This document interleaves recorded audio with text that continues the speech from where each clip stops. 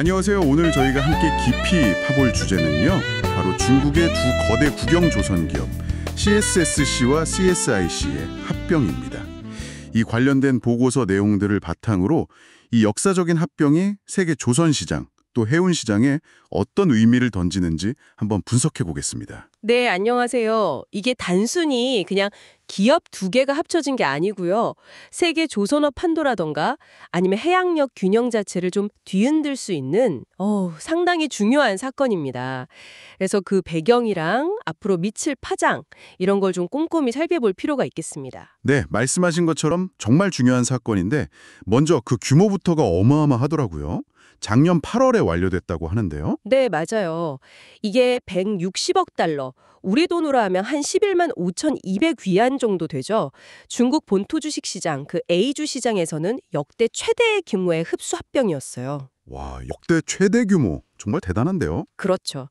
그래서 이 합병으로 태어난 통합 CSSC가 자산만 560억 달러, 560억 달러요? 네, 매출은 한 180억 달러 정도 되고요. 직원 수는 무려 20만 명이 넘습니다. 20만 명? 와, 자산 규모만 해도 우리나라 현대중공업의 4배라고 하던데요? 네, 맞아요. 거의 4배 수준이죠.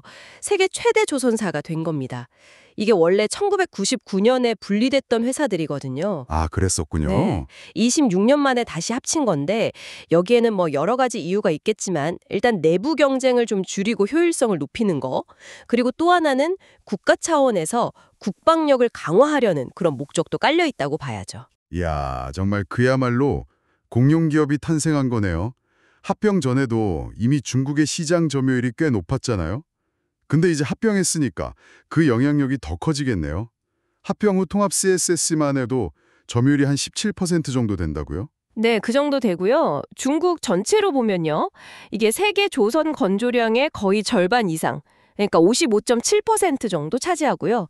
특히 신규 수주량은 74%가 넘습니다. 74%요? 와, 거의 다 가져가는 수준인데요? 그렇죠. 수주 잔량도 63%가 넘고요. 이게 2000년대 초반만 해도 점유율이 10%가 안 됐거든요.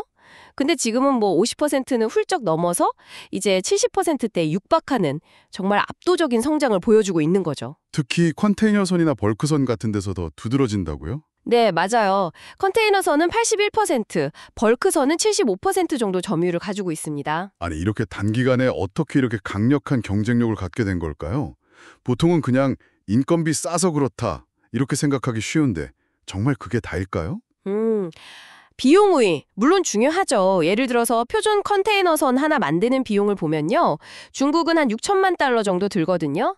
근데 미국은 3억 3천만 달러가 넘어요. 와, 5배가 넘네요. 네, 그러니까 뭐 경쟁 자체가 좀 어렵죠.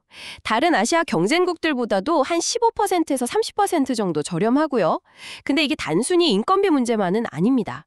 사실 더 중요한 건 그 철강 생산부터 시작해서 부품 조달, 최종 조립까지 이어지는 완전한 수직 통합 생태계, 이걸 구축했다는 점이에요. 아, 수직 통합 생태계요? 네. 주요 부품 회사들이랑 조선소가 그냥 같은 단지 안에 있어요. 그러니까 물류 효율이 엄청나죠? 그리고 세계 철강 생산의 절반 이상을 중국이 하잖아요. 그런 자국 산업 기반을 활용해서 원자재 확보도 아주 쉽고요. 아하, 비용하고 효율을 그냥 구조적으로 다 잡아버린 거군요. 그렇죠. 근데 기술적인 면에서도 요즘 주목할 만한 움직임이 있다면서요. 그냥 싸배만 만드는 게 아니라 뭐 메탄올 이중 연료선이라던가 친환경 선박 같은 것도 만든다고요. 네, 맞습니다. 이제는 단순히 값싼 배만 만드는 게 아니에요. 차세대 친환경 선박 기술에서도 굉장히 빠르게 치고 나가고 있습니다. 말씀하신 메탄올 이중연료선도 그렇고 또 풍력 보조도 윈드윙이라고 하죠. 그걸 단 유조선이라던가 태양광 자동차 운반선 같은 것들이 대표적이죠. 아, 기술 개발도 소홀히 하지 않는군요. 항만 자동화 시스템도 빠르게 구축하고 있다고요. 네. 주요 항만의 무인 자동화 시스템 구축 속도도 연 130% 성장할 정도로 굉장히 빠릅니다. 기술 발전 감퇴 또 군민 융합 전략. 이것도 핵심이라고 하던데요. 이게 구체적으로 어떤 건가요? 아, 국민융합? 이게 상당히 중요한데요. 말 그대로 상업용 선박 건조랑 군함 건조의 경계를 허무는 거예요. 그래서 기술이나 자원, 인력을 서로 공유하는 전략이죠. 상선 수주에서 번 돈이나 얻은 기술이 자연스럽게 해군력 증강으로 이어지는 그런 구조입니다. 아, 상업이랑 국방이 서로 시너지를 내는 거군요. 그렇죠. 그 결과로 중국 해군은 이미 함정수가 370척이 넘어서 세계 최대의 규모가 됐고요. 조선업 전반에서 거의 모든 걸 자급자족할 수 있는 능력을 갖추게 된 겁니다. 경제력이 군사력으로 바로 연결되는 거죠. 이야, 정말 무섭네요.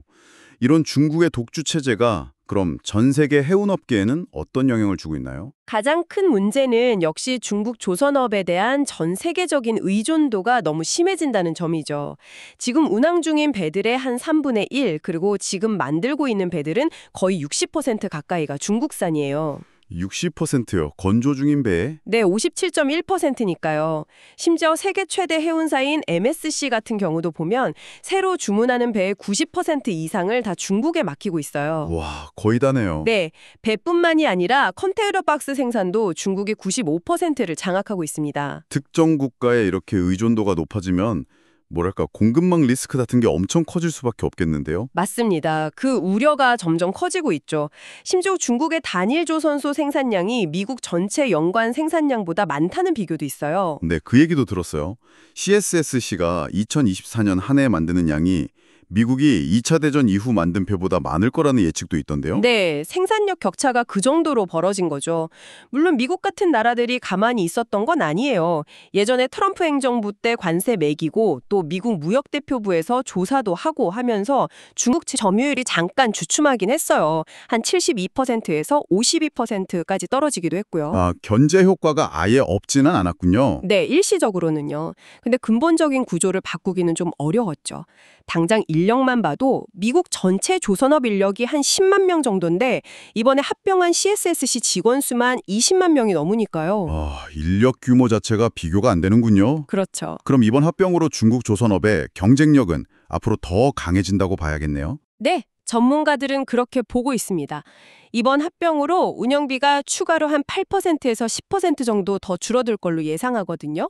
그럼 그 힘으로 LNG 운반선 같은 고부가 가치 선박시장 공략도 더 가속화할 가능성이 높죠. 그리고 합병 후에도 중국 정부, 그러니까 중국 선박 집단이 지분 49%를 가진 최대 주주 지위를 유지하거든요.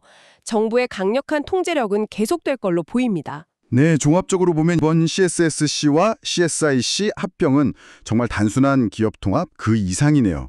세계 경제나 안보형에도 큰 영향을 미치는 사건인 것 같습니다. 역시 그 비용 우위, 통합된 생태계, 그리고 군민 융합 전략 이 세 가지가 딱 맞물려서 돌아가는 구조적인 경쟁력이 핵심인 것 같고요. 그렇습니다. 이게 결국 지정학적 경쟁을 더 심화시키고 또 글로벌 공급망에서 중국에 대한 의존도 리스크를 키우고 그래서 서방 국가들도 이제 산업 정책의 패러다임을 좀 바꿔야 하는 거 아니냐 이런 목소리가 나올 수밖에 없는 상황이죠.